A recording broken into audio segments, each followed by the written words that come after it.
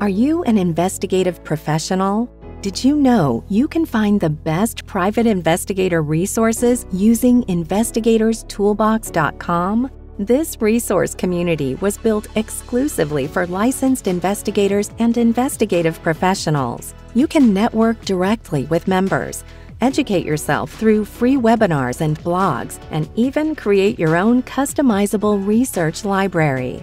Membership starts for as little as 49 cents a day. Download the Investigator's Toolbox app or visit our webpage at www.investigators-toolbox.com.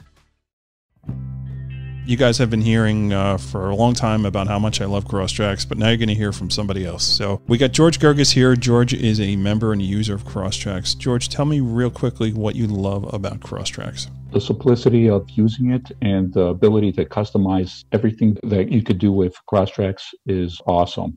It actually allowed me to take the way that I do my business and implement it into their system. And not only am I able to manage 10 or 15 cases, I'm able to manage 50 to 100 cases with the same effort. Fantastic. So Crosstracks, the case management system, they are SOC 2 certified. Basically, that's an encryption, really an upgrade. They're the only ones out there that are doing it. So please support this great sponsor that supports our show. Check them out. The links are in the show notes. Crosstracks, if you're an investigator, you should be using them today. Are you an investigative professional with an international problem you can't solve? Conflict International has the knowledge and relationships to jump in for you. We compensate investigators for referring cases to our office. Contact us today for details. Conflict International uses insight, intelligence, investigation, risk management, and strategic solutions to solve problems troubling individuals and companies of all kinds, anywhere around the world. Whether you're planning to hire a person to a position of trust, carry out due diligence on a company, trace hidden assets, or require skilled boots on the ground, Conflict International investigators can seamlessly pursue a case across borders, offering a truly global solution. Find out about our extensive range of services at conflictinternational.com. Conflict International, global reach, international knowledge. Welcome to PI Perspectives. Do you remember the movie Catch Me If You Can? You know, the one with Leo Decaprio, where he's cast as Frank Abegnale, a con man who evades the FBI for years. Well, today we welcome back Javier Leiva. You may remember Javier from our Valentine scam show this year. He has a great 8-part segment on his Pretend podcast. It's an absolute must-listen. Javier breaks down the life of Frank Abegnale and even confronts him on his claim to fame. So please welcome Javier and your host, Private Investigator Matt Spaier. And welcome everyone to this week's episode of PI Perspectives. This is Matt Spaier, your host. I asked a friend of mine to come back on because he's got this great web series or podcast series on the Catch Me If You Can guy, Frank Abegnale. So Javier Leiva, I want to welcome you back to the program. How are you? Oh, Matt, thank you so much. It's so fun to be on your show because I love everything PI, and you know that our shows are very simpatico in that way, you know. Yeah. So you pulled a thread, and the thread became a very long thread, and I feel like you're knitting a freaking sweater now. And I didn't even expect to pull the thread to begin with. You know, it was just like one of those things where I was like, oh yeah, Frank Abegnale. I've always wanted to cover that guy, and then.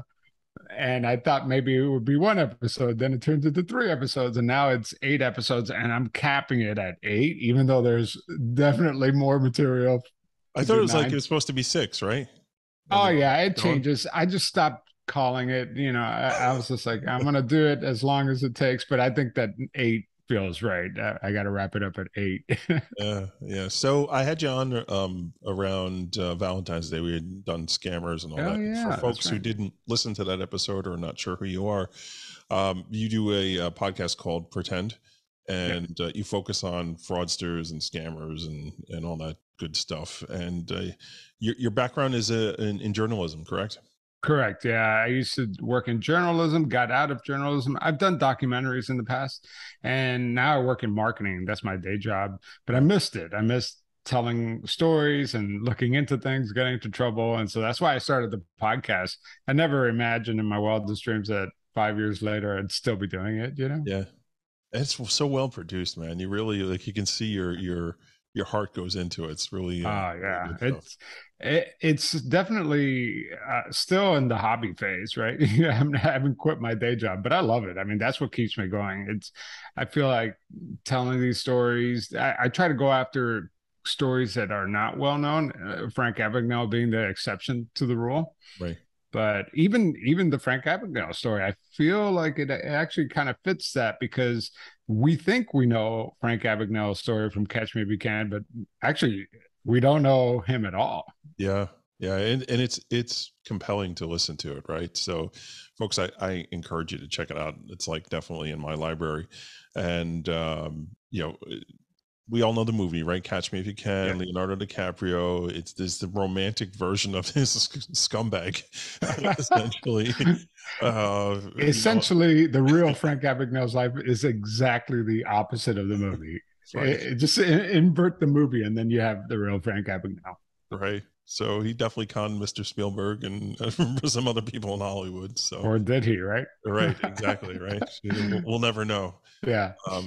So how did you come across that topic? Like, walk me through that. Like, how did you get to that opportunity and say, you know, hey, I've got some meat here or thread to pull on? Well, it's interesting because 5 years ago, I wanted him to be my first guest. I mean, I'm doing a show about con artists, and he is the granddaddy of them all. He's America's most beloved con artist. Our favorite scumbag. Yeah. And but at the time, you know, I bought into the story of Catch Me If You Can, and that he was a doctor, a pilot, a lawyer, a professor, and that he stole or wrote $2.5 million in bad checks all around the world. I bought into it. I bought into it for the same reason you bought into it, the same reason that the people listening to it bought into this, is because who would make something up like that, right? Like, it has to be real. And I didn't give it much thought, but I contacted him 5 years ago when I started the podcast, and he said no. He doesn't like to talk about his past anymore. I'm like, all right. And 5 years go by, and I'm working on this big series that something happened, and I was not ready to come out with this series that I was working on. So I needed to fill in the hole with something, right? And so I looked back and I was like, hey, Frank Abagnale, I would love, let me see if he'll do the podcast. And he wouldn't. And so I started looking into him, and I started realizing that there was this guy named Alan Logan, right, who wrote the book called The Greatest Hoax on Earth. And that book was independently published and did not catch fire with the media. I mean, it just went, it was like a blip on the radar, but I saw it and I was like, wait a minute, is this guy for real? And so I started contacting him, and he's like, I'm not interested in doing the podcast. I'm out of the Abagnale business. And so he challenged me. He said, why don't you recreate my research? Right. And I said, okay. And so I started filing all these publicly available documents proving that Frank Abagnale couldn't have been a pilot, a lawyer, a doctor, a professor, because he was in prison the whole time. The whole time. So folks that are not watching the video. Sorry. That's okay. Javier just held up a piece of paper showing that he was in prison. So yeah, Frank Abagnale's prison card, which is it's a silver bullet. This is like the thing that kills his story, because the reason why Spielberg made a movie from him is that you have this dashing 16-year-old, just think about that for a second. A 16-year-old posing as a pilot. Come on. Yeah. You know, like, if you think about it for more than 30 seconds, that doesn't even make sense. And a doctor supervising nurses and other doctors at a pediatrician hospital. I mean, it just doesn't make sense. And so, that right there, once I got a hold of his prison card, that's where the strings, you're pulling the strings analogy started happening, because once you pull that string, then everything comes wrapped. So if he wasn't a doctor, a lawyer, a professor, then what the hell was he doing? And that's actually what's more interesting. Yeah. And I don't want to spoil anything for folks, but as you go on through each episode, you really get more and more information, and it just spiders out, and it's Yeah, in ways I didn't even see coming, honestly. I just listened to episode 7. I was just like scratching my head, like, huh? What? Yeah. Like, really? Yeah. In episode 7, you discover that, and we discovered, and that I had no idea, going into this, that Frank Abagnale's older brother may have been a even better con artist. That guy's my hero. Yeah. This guy posed as a therapist, faked his resume, actually lived and worked as a therapist for decades. He like well-known, well-respected, and had multiple aliases, had a real shady life. And I'm working with his daughter to try to figure all that out. Yeah, that was cool. That was cool. The back and forth with the daughter was really, really cool. And, I joked that the guy's my hero. He's really not. The guy's like a piece of garbage. Something with like young kids and stuff. Like, he kidnapped a 7-year-old girl. It's just really strange. Both these Abagnale brothers, they have this strange fascination with children. When Frank Abagnale, every time he left prison, he would immediately find a job working with children, either at a church group with mentally disabled children, or at a kids summer camp, posing as a pilot and stealing from them. Or he went and worked at an orphanage after that, posing as a therapist. I mean, both these brothers kind of had very weird fascinations with children and had a fixation with assuming other identities. Yeah, and a love-hate relationship, apparently, right? Yeah, and a very love-hate relationship. Oh man, just so strange on this stuff. You wonder if Hollywood should be hiring like investigators to vet scripts when they come in, if they're telling something is like based on a true story. I hate to put that much diligence. I don't know. I hate to put that much responsibility on Hollywood, because it's, they're trying to tell a story, and we all kind of accept that even if it's based on a true story, that characters were consolidated, timelines were condensed. Yeah. We accept that, but we go into that movie thinking that some of this is real, or at least it's based off of something that is real. And that is the real difference here, because Catch Me If You Can is not based on a true story. It's based on a lie. And this podcast series is not about debunking a movie. That would be too easy. Maybe that's like the first few episodes. This is really about exposing a man who has created this lie and has reaped the benefits of living this life that he never lived. And he charges $20,000 to $30,000 a speech. He still does that. He's in his 70s. This guy has been conning people since the Rolling Stones were a band. Yeah. Okay. This is about exposing a man who allegedly went out to the University of Arizona, posing as a doctor / physician, and was accused of giving physical exams to young co-eds because he was recruiting stewardesses. Okay. That's who we're trying to uncover, so that they don't celebrate that guy in a musical, in a hit Hollywood movie. Next, right? Yeah. I mean, come on. And then they recently gave this guy an ethics award, which blows my mind. Yeah, that's somebody definitely did not do their homework. Right. I feel like you're not taking shots at the movie because Spielberg's people sent you a letter. No. I would like to take a shot at the movie. Yeah. So I guess I never finished my thought, is that, I don't want to give that much responsibility to Hollywood to be responsible for doing that in-depth of a research and giving us a fully accurate representation of what really happened. But here's what I wonder. You asked, like, he fooled Steven Spielberg. I was like, I don't know. Did he fool Steven Spielberg, or did Steven Spielberg just turn a blind eye to it and just went along with it?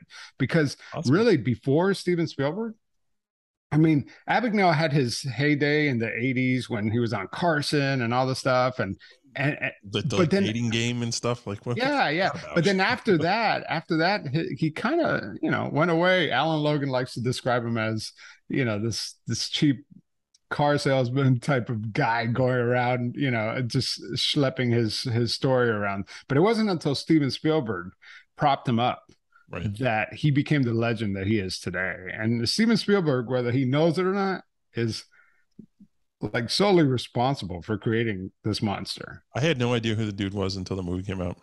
Yeah. Right. I mean, for sure. And that's you're of a certain age, you know. Yeah, but I was on a flight the other day and it was on there. Like this movie will. You can't get away from it, bro. You can't get away from it. It was a Jeopardy question just this week. You're surrounded by Frank Abegnale. Well, I mean, listen, one can make the argument that you're doing the same thing, right? You're fanning the flames. I am, and I feel like the difference is that I am actually telling the real story of Frank Abegnale. Yeah. And despite my best effort, and despite Alan Logan's best effort to tell people the real story of Frank Abegnale, people will either not hear it because we don't have enough of reach, or if they do listen to it, they won't believe it, because it's like telling people Santa Claus is not real. Right. But the more we spread the story of the real Frank Abegnale, maybe companies will think twice about hiring this guy. No, they could hire him for being a cybersecurity expert, but that's not the way they market it when they're like, hey, we got Frank Abegnale speaking at our conference. He's the con man from Catch Me If You Can. And then they describe this story that we've now come to realize is made up. You know what I mean? And you don't really hear anything from the FBI either, right? Yeah. This whole working in association with them and doing all this stuff, like, they were painting it out with that. Like you hear like little whispers about it, but you never really get an official comment from the government, right? Yeah. So for your audience that probably does not know, Frank Abegnale, after he was a pilot, a doctor, a lawyer, a professor, he went to prison, and the FBI was so smitten by this guy. They're like, man, this is such a clever con artist that we have to recruit him, okay? And he needs to work for us. And that's the story that Frank Abegnale likes to say, that he's been working with the FBI for 40 years. Now, to me, that sounds like impersonating an officer, a federal officer. Yeah, it's a little crime. Another one just added to the list. And we know that Frank Abegnale has given free lectures at some FBI related events, but that's not working at the FBI. Like one of my commenters on TikTok said, you could be a janitor at the FBI, but that doesn't mean you work for the FBI. Does it though? I mean, technically. Well, no, I mean, it works for the FBI, but he's not some secret agent disabling missiles like the way that Frank Abegnale likes to say. Right. But the FBI could just put a kibosh on this right now if they wanted to. Right now, they could just say Frank Abegnale has never worked as a federal agent. He has never. They don't put out any kind of statement or anything. Right. They don't. And so I don't know why, but maybe they got bigger fish to fry. I always wondered about that though. Like why are they not like putting out a position or anything? And listen, if you talk to Jerry Williams, you and I both know Jerry, right? Yeah. FBI case file review. Like she's got a whole opinion on this dude too. She's been very helpful with this. Yeah. And Jerry has worked for the FBI, especially in communications, and she's a little disappointed, that the FBI hasn't just come forward with this, but at the same time, I don't know, he's like a pesky fly, it's not important to them, and I get it. There's other things to worry about than Frank Abegnale. Yeah, I mean, if he was CIA, that'd be a different story, right? And him and I don't know, you would think that if he was FBI, that would be a different story, but apparently you and I could just go around saying that we work for the FBI. Yeah, it's crazy. Yeah. So we're gonna take a quick break, and then we jump back in. We'll just keep hammering on this topic. It's so fascinating. So everybody sit tight, and we'll be right back. I want to talk to everybody today about ScopeNow.com. ScopeNow has been a big-time sponsor of this program for quite some time, and I just love their service. I've been using them since the beginning. I'm one of their beta customers, and it's been so awesome to see them grow into the business that they are today, and just how they just keep reinventing themselves and pushing themselves to get more and more information. What it comes down to is ScopeNow is a tool that you definitely need to use if you do social media investigations, any internet research, and really spending less time digging around and looking for information. I think is one of the best points of how ScopeNow can help you. Their AI platform, their analytics are amazing.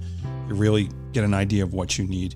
You're reducing the time, you're reducing the manpower that you're spending on doing this research, because they're essentially doing it for you, and they're doing it correctly, which is most important. One of the new things that they're actually offering is this flagging system where you can flag behaviors and really highlight and look out for fraud. If you're doing a lot of fraud research, this is a fantastic tool, and you can set up alerts.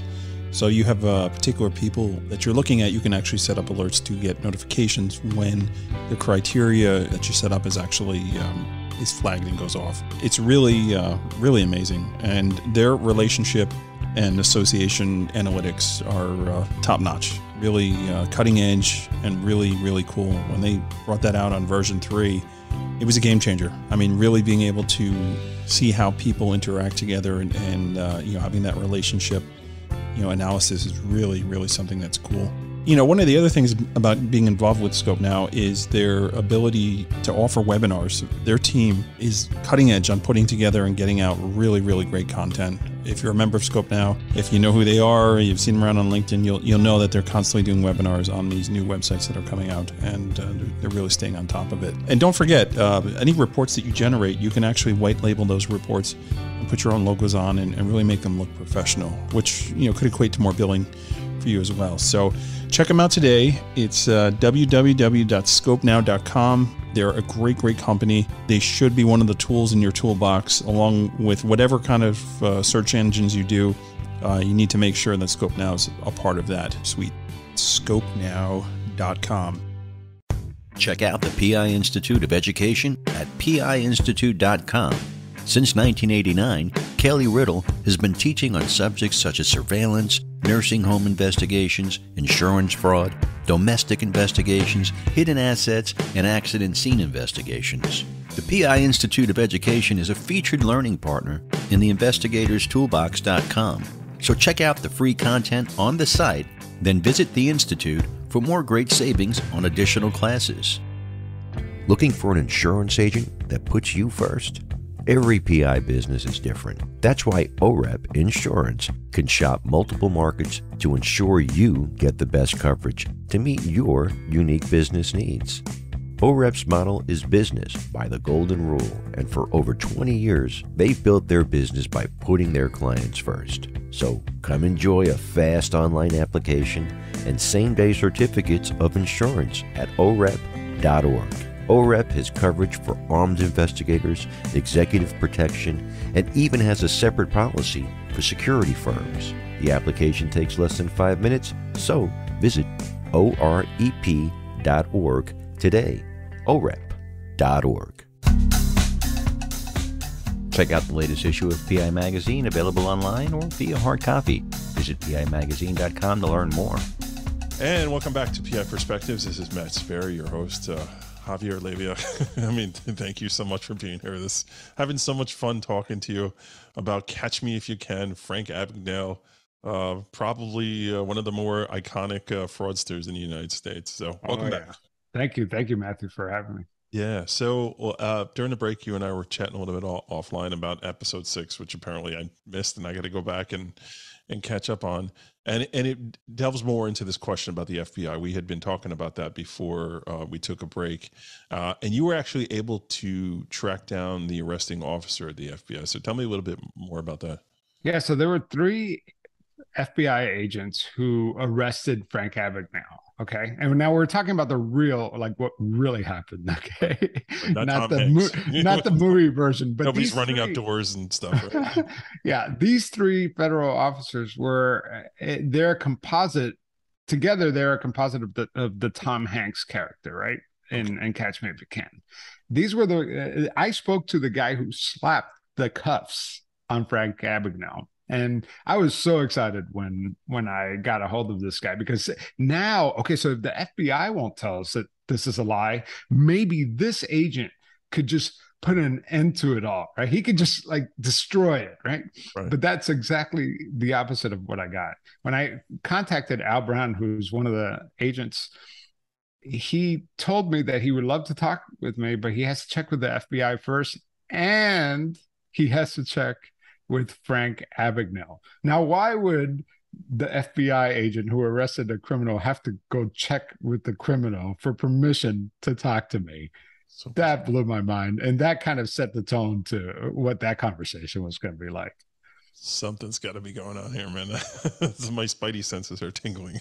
Isn't that insane? So this FBI guy, the guy who arrested him, okay, it wasn't a 5-year chase. Okay. He was able to prove that much. It was not a 5-year chase the way Frank Abagnale describes in his book that he wrote. Right. And his other book that he wrote. It was a 2-hour chase, maybe an hour chase.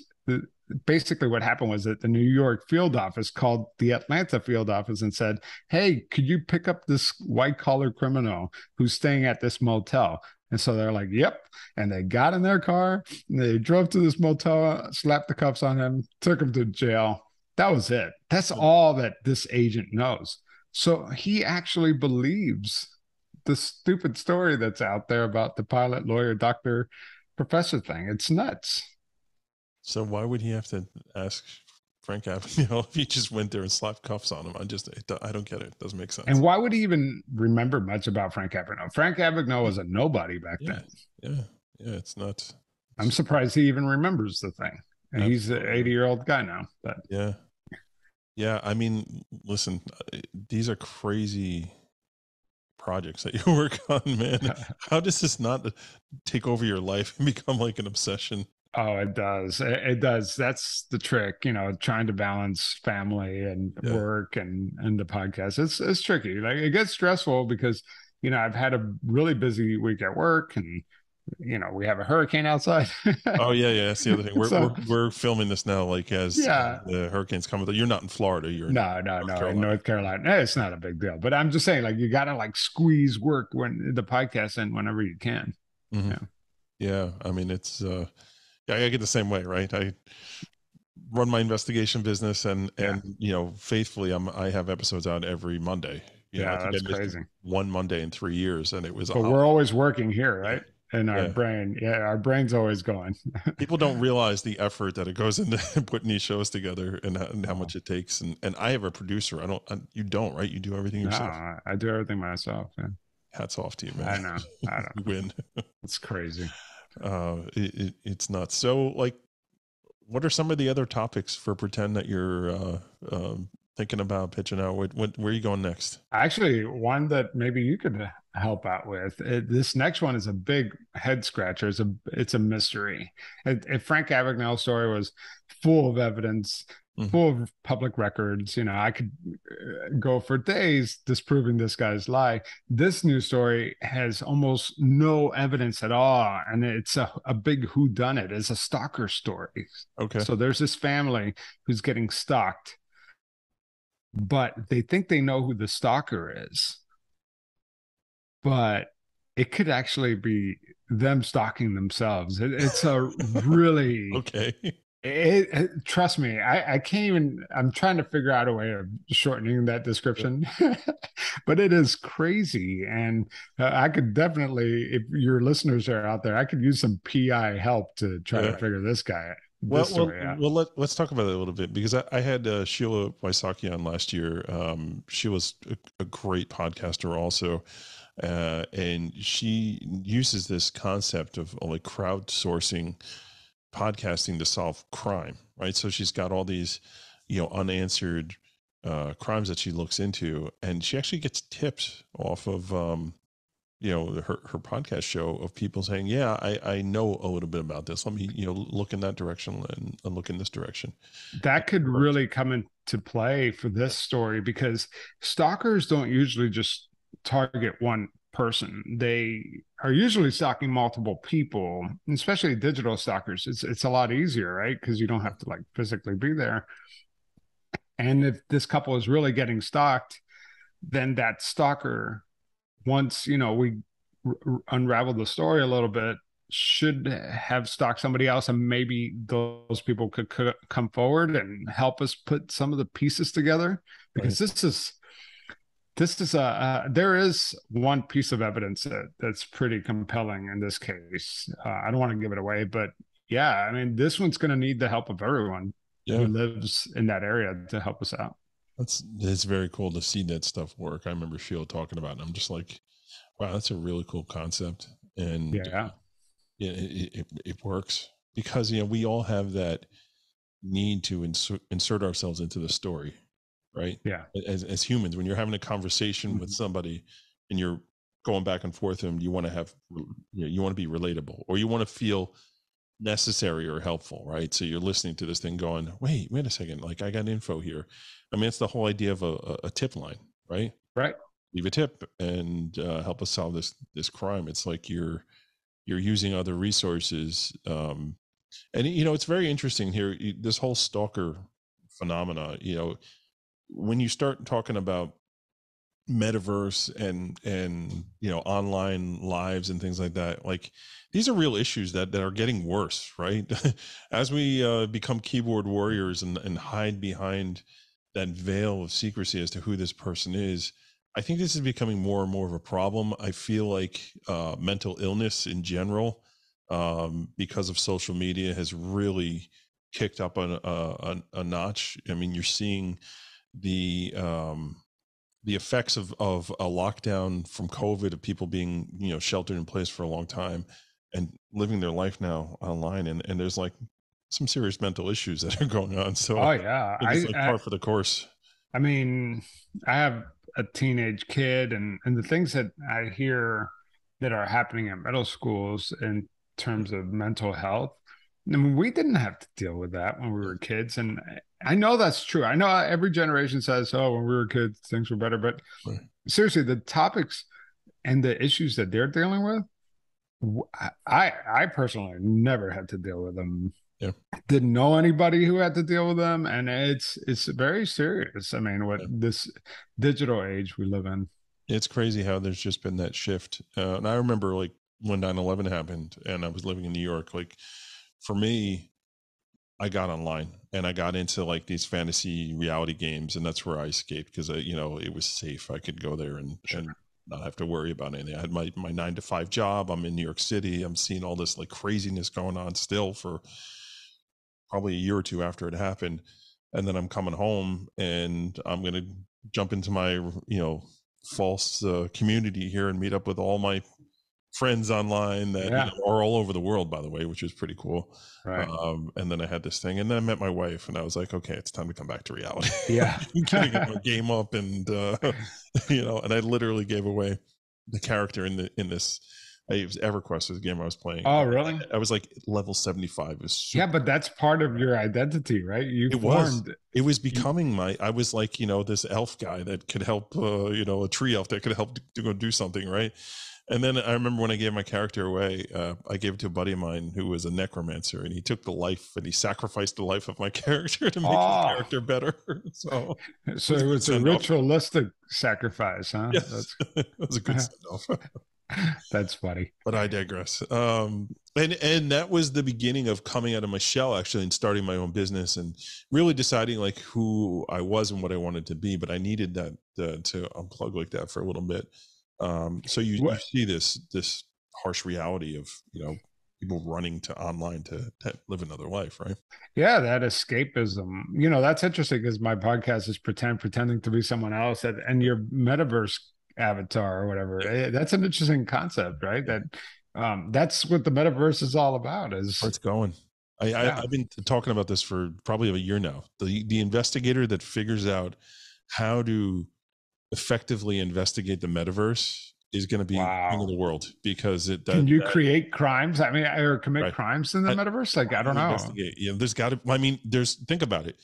There's transactions, right? There's Bitcoin. There is a money aspect to it, right? So there's going to be fraud in there. 100%. Oh my God! Wherever there's money, there's fraud. Absolutely, 100%. So if you could figure, I'm sure it's already there. Oh, that would be a cool little series to work on. I see. I'm giving you content. That's cool. I like that. The first digital crime or metaverse crime. Like, what does that avatar going to look like? That investigator, is it like Sam? It probably looks like Frank Abegnale. Let him go, buddy. Jesus. Yeah. We moved on from that 10 minutes ago. So my wife says, she's like, really? Like, gosh, I'm working on the final episode. I will never say the F word again. You laugh about it, but the guy who wrote the book there, Logan, the same thing, right? He probably went through that where you get so obsessed with it and you look at it, you just get so disgusted by what this guy did and all that. It's hard to let go. Yeah. It becomes an obsession, then it's hard to let go. And then, the people around you are just like, all right, enough about the Abegnale. That's exactly my life lately. Is like, all right, enough about Abegnale. Yeah. It's the gift that keeps on giving with this guy. For sure. That's why I'm wrapping it up, man, because we're going to go into like crazy land now if we keep going. But I'm glad man, to see it doing so well. I'm super happy for you. Let's find ways to partner up. I love this metaverse story. That there has to be something there. I'm going to research that today after we're done. Yeah, I feel like that's the next frontier of where my industry is going. Where folks are going to see something that that they can help out investigating it. It's just like there's so much secrecy in that. There's so much pretend, right? That somebody's got to figure. The whole thing is built on pretend. Yeah. You could be the cool kid online when you're not in real life. I mean, that's the whole premise of it. It's like finally you could be who you want to be. The Matrix is real, Seriously, all right, I want to learn how to fly a helicopter. Okay, downloading coming. The red pill or the blue pill, right? Yeah, it's nuts. It's really. And like I think the older generation thinks, this is just another phase, but no, it's already happening. I mean, like you said, it's been happening since like 9/11 when you were escaping. I mean, it's just now becoming a thing. We're putting a word to it. So they said the same thing about the World Wide Web in the 90s, right? It's a fad, whatever. It's a cool little thing to play games, but there's never going to be commerce on there, and there's never going to be, this back and forth with information, and somewhere Al Gore is going, like I told you so. It's so funny. It's all good. It's just a series of pipes, man. It's just a series of pipes. Exactly. So we're gonna wind down here, man. Thank you so much for coming on. Let's tell folks one more time where to find this awesome podcast series. Okay. Well, the podcast is called Pretend, and you could just search for Pretend anywhere you download podcasts. And the series is called The Real Catch Me If You Can. Yeah. And it's an 8-part series. There's tons of bonus material too that I tried not to inundate the main feed with. So check it out. And the other thing too, it's not just Catch Me If You Can, right? So you have a book of content that is just over 100 episodes of different con artists and interviews with con artists. I once was invited inside of a cult. That was another obsession of mine. This very long case that I worked on called The Prophet, and that was really interesting. It's probably one of my most popular series. And my new series is about this cyber stalker we don't know who's pretending in that case, but it should be a good one. Yeah, I'm excited for that. And the Russian spy episodes. Oh yeah, with the KGB. Yeah. That had me. That was the first episode set that I listened to, and I was like, oh wow, cool. There's something here, man. This is so good. Eddie goes to that. I'm like, I got to have this guy on my show. That guy's such a great storyteller. They made a whole podcast series out of him. I haven't listened to it, but yeah. It was riveting. The whole, I have one family here, another family there, and I had to make a choice of, who is going to be my family. Yeah, it was. I mean, I never in a million years thought I would interview a former KGB agent, but here we are, Yeah, but you couldn't land Abegnale, so whatever. Hey, I got him, actually. He didn't want to be on my podcast, but I got him. I flew all the way to Vegas, and confronted him. So I talked to him, shook the man's hand and everything. So we're going to close on this one thought, which I think is really, really neat. In one of the episodes, you actually empower some of your listeners to start questioning him, and I thought that was the funniest thing. Right? We've now like set forth your army of people to start calling him out wherever he's going. Pretenders. Yeah, he won't know when we're coming next. And the guy was such a great question asker. I feel like he did it so deadpan. He was just like, "Can you explain like why you're just full of crap?" Can you tell everybody that you're lying to them? It was awesome. It's so good. It's so good. That guy, by the way, if you're listening, Jim Grinstead from the Scams and Cons podcast. He's a friend, fellow con artist podcaster. He's great. And he had the cojones to go up to Cincinnati and confront Frank Abegnale while he was getting an ethics award at Xavier University. That guy, dude, he's a hero in ethics. That is something that was done on the Howard Stern show, like stuttering John Melendez come up and just start asking stupid questions to celebrities. But he's a lot sharper than stuttering John. But yeah, for sure. So we're going to close on that. So Javier, thank you so much for coming back on. Folks, check out his podcast. It really is worth a listen. It's in my rotation, one of my favorites. So awesome. Javier, thanks for having me on, man. Yeah, we'll talk to you again soon. Take care. Bye-bye. Wow, that was a fun episode. Javier has done such a great job with his investigation into this bogus con man. Make sure you check out the episodes on his Pretend podcast. A link is in the show notes. Special thanks goes to Crosstracks, Conflict International, Scope Now, PI Institute of Education, and OREP for sponsoring our show, so make sure you support our great supporters. And have you thought about joining Investigators Toolbox? Now's the time to get on board. Join the fastest growing digital community for investigative professionals. Just use code PIP 2018-36 to save 10% when you join. If you have a question or a comment about the show, email Matt at matthews@satellitepi.com. You can also find him on LinkedIn, Instagram, and Facebook, and we like your feedback so we can bring you the best shows possible. And we'll be back next week with a new show. So make sure you tune in and stay safe out there.